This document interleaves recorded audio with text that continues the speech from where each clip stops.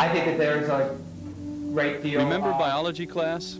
This week there's been several. Too often it was a place to get turned off to science, not turned on. But think what it would have been like if this was the classroom. We're 165 feet and it's 6. This is where dozens of lucky high school students studied biology and other sciences for a whole week this summer with scientists from NOAA's National Undersea Research Center at the University of Connecticut at Avery Point. All right. It's called the High School Aquanaut program, and with the help of sophisticated technology, including submarines, it provides kids with a once-in-a-lifetime experience. 6.5 degrees, no, 6. The state-of-the-art equipment you see behind me is the kind of high-tech gear that most of us would only expect to see in a James Bond movie. But today, this equipment is an important part of a remarkable program that is bringing students and teachers together with some of the world's leading scientists in a sea of discovery. Hello, my name is Patxi, president of Scuba Guides International and the Institute for Applied Marine Science Education, and I've had the privilege of traveling with these underwater explorers as they journey to the bottom of the ocean. This is the vehicle that took them on their adventure, the Johnson Sea Link 2, a 4-man submersible able to take you 3,000 feet below the sea. This submarine is capable of going to 3,000 feet, carrying 4 people.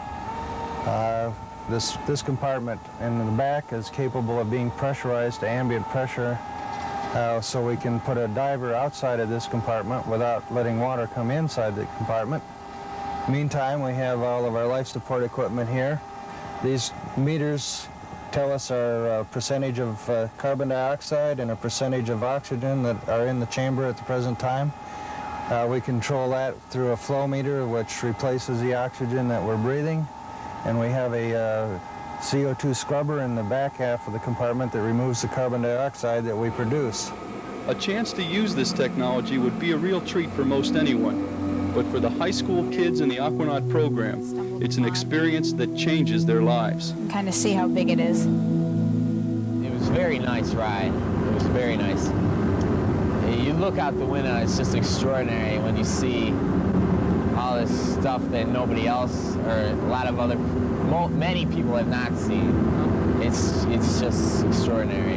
It was a lot like what I expected it to be. It was a lot more colorful.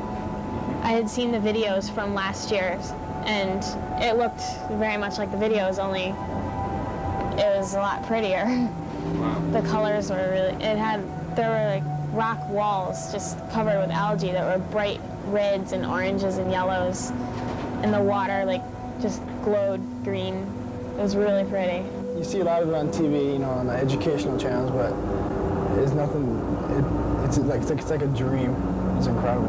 I was excited just to get down there. It was, you know, being down there with the fish are swimming right by you is awesome. Their enthusiasm is hard to hide. You can just see the excitement in their eyes. They don't know quite what to say. The pilot yesterday was commenting on the one girl that was in here. All she could do was start giggling when the dive was over. She was so excited. And it's infectious. I come away stimulated myself. You know, here I have an opportunity to dive and to work with the kids on individual projects, and for me it's exciting as an educator, and it's something that, well, it turns you on. It gets you involved again. It sort of lights your fires again, and it makes teaching exciting and stimulating again. Most importantly, the excitement and enthusiasm is carried back to the classroom. The change in my classroom has been quite dramatic. I've been able to incorporate ideas and thoughts and experiences that I've had in situations like this, bring them into the classroom, and that in turn has turned kids on. These kids aren't here just for the sightseeing. They are chosen on the basis of a proposal they submitted, an idea for an experiment geared to teach the scientific method that they themselves can conduct utilizing one of the world's most sophisticated submersibles.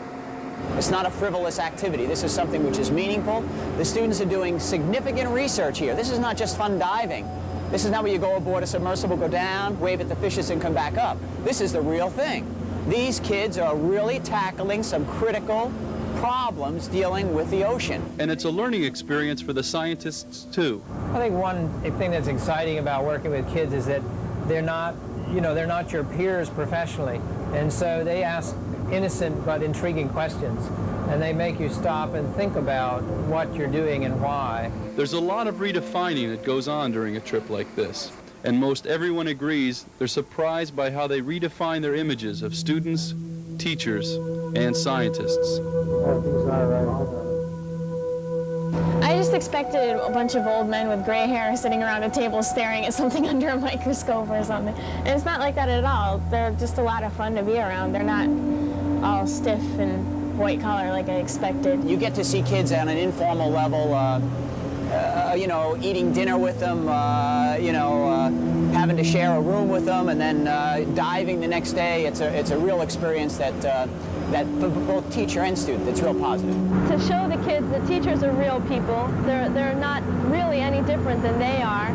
It's just to bring everyone to a common ground and to really get an even exchange and a respect level amongst the three groups, the scientists, teachers, as well the teachers between the scientists as well. There's also an exchange going on there. They're learning a lot from each other as well. I see them more as peers than teachers now.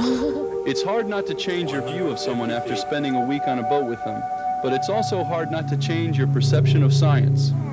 They're in a really formative stage in their lives, and this could change their lives. I've seen it happen with last year's group that went through.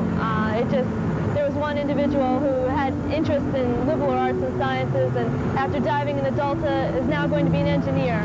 The students in this program are very good at kind of getting the scientists themselves fired up again into what teaching is. It made me think that it can be fun without being all work and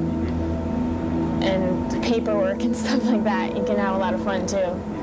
I enjoy the hands-on work and getting all mucky and dirty. He certainly does not want to move, that's for sure. The experience also sparks new enthusiasm among the scientists. We've got to not only see the enthusiasm of students as they come up through, but also see our own enthusiasm starting to well up again. Enthusiasm for education is really the bottom line here. It's obvious a week on a research vessel is a lot more fun than a week in the classroom, and some people think they learn a lot more. On top of that, the information these kids are getting is a lot more up to date. High schools are about 10 years behind colleges as far as teaching current information. The classroom has become a very, very, in my estimation, somewhat of a stagnant tool for teachers. This kind of motivation is not being taught in the high schools. It's not the type of thing that leads itself in the classroom instruction. These types of experiences will help to restore the reputation of the U.S. in the world scientific community by inspiring bright young minds to actively pursue careers in science. I think it's been fairly clear over the last 10 years, 5 to 10 years, that the status of the United States' science program has been declining. We see this in the college level and certainly also in the high school level. We really need to get students, both high school students, college students, and our general populace, our general citizens, really more interested in what science is and how it affects their day-to-day life. There's no question that today in the United States there's almost a crisis in science education, and this program addresses that type of crisis. There's also no question that there's really a crisis in research funding in this country at this time. There just are not enough research funds available to keep all the scientists essentially going at full capacity and really putting our country back ahead to where we should be in the scientific community. But it's a fact. Not every student who participates in a program like this one will go on to be a scientist. And that's okay, because all of them emerge with a heightened awareness of what's happening in our environment. We're destroying our planet gradually. And these kids are being bombarded with all these environmental and social issues that it's changing their life. And 20, 30 years from now, it could change it even more. The sooner they become aware of it, the problems that we have, the sooner we can correct them and have this planet for future generations. It's that serious.